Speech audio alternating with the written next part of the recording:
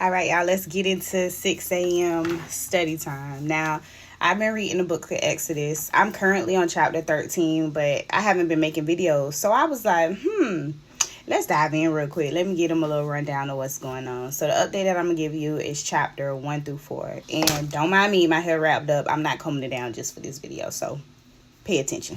So currently, Pharaoh oppressed Israel. And he basically was saying it's too many people. It's too many of them. One day they might try to become mighty and fight against us and free the land. And Pharaoh was not finna let that happen in Egypt. So he made them work as slaves. So the king of Egypt was just being messy, being petty. He told all the midwives, midwives help deliver the babies, I want you to kill all the Hebrew women sons. So basically, if a lady have a son, kill him. But if she has a daughter, you could let the daughter live. That was the first order.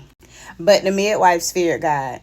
And she knew that basically the Hebrew women had an anointing on them. Like, they were God's people. So she didn't follow through what Pharaoh was telling her to do.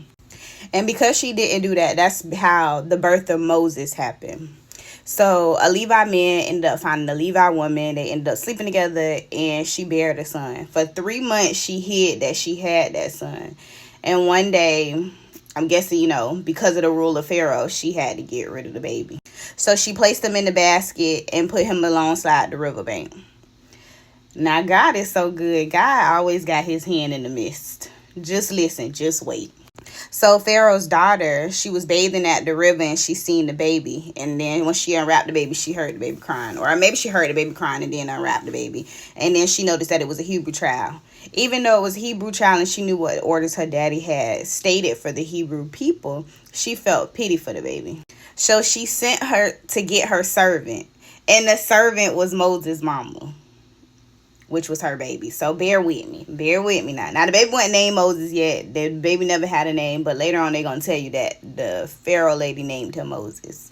But it's so good that even though you had to let your baby go because of all the orders that the king had placed against y'all people, God still made it so that you still took care of that baby and nursed that baby. And Pharaoh's daughter basically told her, like, hey, you my servant. If you nurse this baby and raise this baby, I pay you. So you paying me to take care of my own child? Ain't got good. But the con was when the child grew older, she took him back to Pharaoh's daughter, and that became her son. And that's when she named the baby Moses. She said she drew him out of the water. His name is Moses.